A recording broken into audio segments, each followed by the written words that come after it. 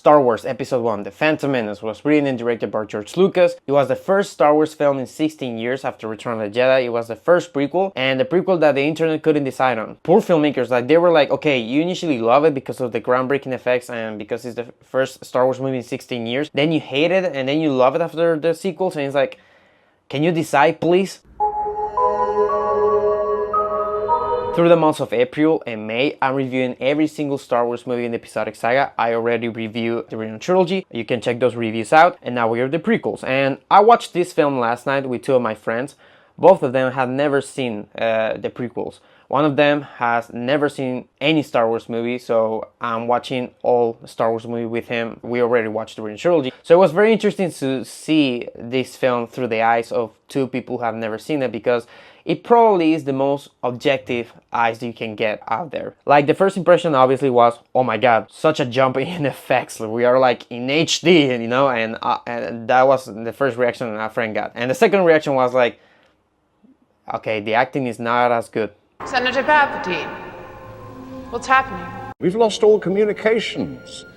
And where are the Chancellor's ambassadors? The Phantom Menace is not a perfect movie. I have two major issues with it, and one of them is the acting. I agree with a lot of people. It feels very robotic. It feels very planned. Like, you can tell where the actors are waiting to say their line, and it's weird. That's like the best way that I can explain my opinion on the acting in the Phantom Menace. It's weird. What is this type of acting doing in this film? Because a lot of these actors are great actors, but why are they giving such a bland and lifeless performance? We were planning to watch episode 1 and 2 back to back to prepare and watch episode 3 in the theaters this week, because the film is re-releasing.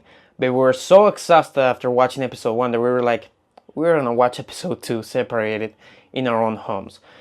And I think that the acting is a big part of the reason why we were so exhausted, because it's a 2-hour film. The rhythm is not necessarily quick as the first films. The acting feels so lifeless that it becomes a little bit exhausting.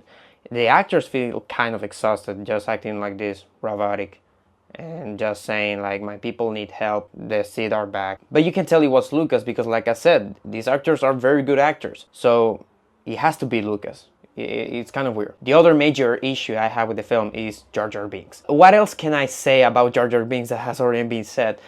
Yeah, it's annoying, and yeah, it's too goofy. It's very childish. I already criticized Return of the Jedi for being childish, and Jar Binks is the worst case scenario of making a goofy character for kids. He doesn't work, and honestly, like, before the third act, I was like, okay, this character is not that funny.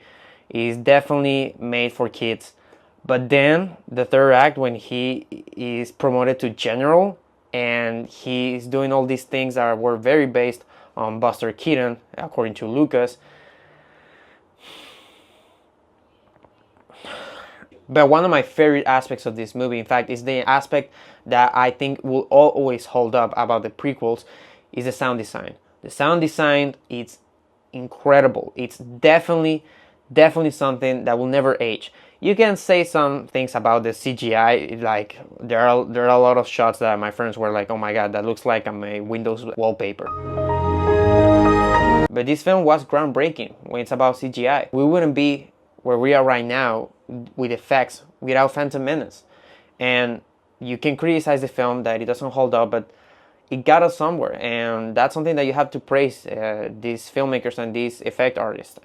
But the sound design just excels. Easily the best sequence of this movie is the pod racing. There's no music in this sequence for a major portion of it, and oh my god, I love it. I love it. It's like literally like the film just becomes another film in quality, and you can tell that Lucas has a lot of passion in Formula 1 racing, or racing in general, because the way that the camera is placed in every single lap, it's very reminiscent to the way that racing is filmed for television.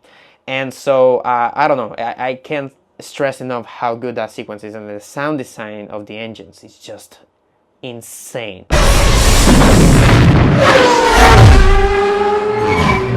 But after that sequence, we get into Coruscant. It's a big sequence intercut between politics and Anakin Skywalker trying to get into the Jedi training. And this sequence Oh, this is where you feel the weight and the lack of life in these characters, because the best thing that I can say about this sequence is that it gets a little bit interesting with the Jedi stuff and the politics. That's something that also this film is just too complex when it's about the plot. Like every time I watch it, I don't remember what the plot is exactly about or how this world works.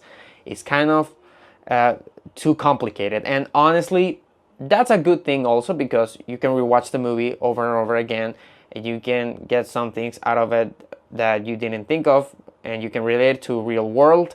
But honestly, also it's a bad sign the fact that every time I watch the movie, I forget how the politics work, because no, I don't know, it's too weird. Anakin Skywalker in this film, played by Jake Lloyd, got very bullied on the internet and fans, and honestly, I was planning to make a joke out of the situation of the bullying with Phantom Menace, but they don't deserve that. The actor Jar Binks and the Anakin Skywalker actor, they got bullied horribly, and they suffer, and it's not fair. It's not fair. I think Jake Lloyd did the best that he could have, but the problem is Lucas, and I think he was fine. I think he was fine as Anakin Skywalker. A lot of the heart and soul of the movie is with that storyline when he's leaving his mom, and there's a lot of things set up for, you know, Darth Vader's story. And a lot of people say that episode 1 is unnecessary to the canon, that you can watch episode 2 to 6 and still understand the story.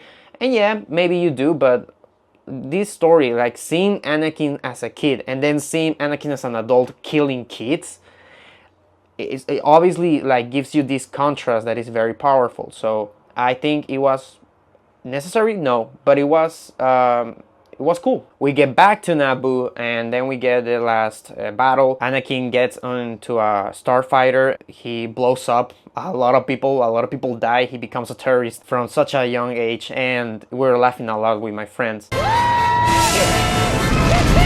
And that scene, the idea of Anakin getting into that starfighter kind of accidentally and just blowing up all like the main ship and all that stuff, it's a good idea. The execution is just too childish. It didn't have that much weight or that much tension, and it was mostly played for fun, and that was a mistake. The Darth Maul lightsaber duel, it's amazing. Obviously, I love seeing the 3 actors doing their own stunts. It was really fucking cool. And honestly, one thing that is not mentioned that much, in fact, I haven't heard a single beep in relation to this, is when Qui-Gon is meditating, waiting for the laser doors or whatever to open. He's meditating while Darth Maul is impatient, just like, I want to kill you right now. And he's meditating, and when doors open, he fights a little bit and he gets killed. Qui-Gon Jinn gets killed. The meditating didn't work. And there's a lot of stuff there that I think that could be discussed. The fact that he's a wise guy who was meditating, and that wasn't enough. He got killed. There's some discussion to be had with that. In fact, Obi-Wan Kenobi is not that patient, and he killed Darth Maul. So there's something there that it could be interesting for a discussion. And I've seen a lot of Phantom Menace reviews and analysis, and I haven't heard about that all that. I haven't heard that at all, like I said. And I think that's kind of interesting. I don't know what you think about it. You can comment on that. So Qui-Gon Jinn dies, like I said, and he basically passes the baton to Obi-Wan to train Anakin. So obviously Obi-Wan Kenobi is set to train Anakin, and the movie ends with a celebration. The 3rd Star Wars movie to end with a celebration. And Phantom Menace is fine. It's entertaining. It's kind of exhausting, but honestly, like, I really have a lot of things to praise about this movie, like I did with Return of the Jedi. The reception is so weird. Like, what do people actually think about it? You know, and what I think about it is that it's kind of weird. It's a very weird movie when it's about quality, because there's some extreme highs when it's about quality and some extreme lows when it's about the acting, for instance. And I think it's a film that is very interesting. It's a film that even people who don't like it, they can find some fun with it. So I'm gonna give The Phantom Menace a 6 out of 10. That's the same grade that I gave Return of the Jedi. Return of the Jedi I do think is better though, because the thing with Luke, Vader, and Palpatine is so brilliant and it's connected with emotional storyline, while the things that I praise the most about Phantom Menace are mostly technical aspects and the pro racing sequence. Personally, I enjoy more Phantom Menace because I grew up with it. It was the second Star Wars movie that I ever saw. The first one was Revenge of the Sith in the theater. So I do like Phantom Menace more. By the way, guys, I want to thank you for tuning in with the Star Wars reviews I've been making. I got 200 views. Return of the Jedi got a lot of interesting comments and interactions, and I know it doesn't seem like a lot when you compare it to big channels, but this is a very recent channel, and so the fact that a lot of people have watched these reviews and actually discussed the films with me in this platform already, like I think this channel has been up like for 2 months or something. It means the world to me. Like I got this comment praising my video, and that meant the world to me. But honestly, when you give your thoughts about the movies I'm reviewing, that's enough. That's enough. Like I really like every time someone tells me like the thoughts about the ebooks, for instance, that's enough for me. That's like, I feel so, I don't know, I feel so like thankful when you do that. So thank you for watching like always, and take care of your time.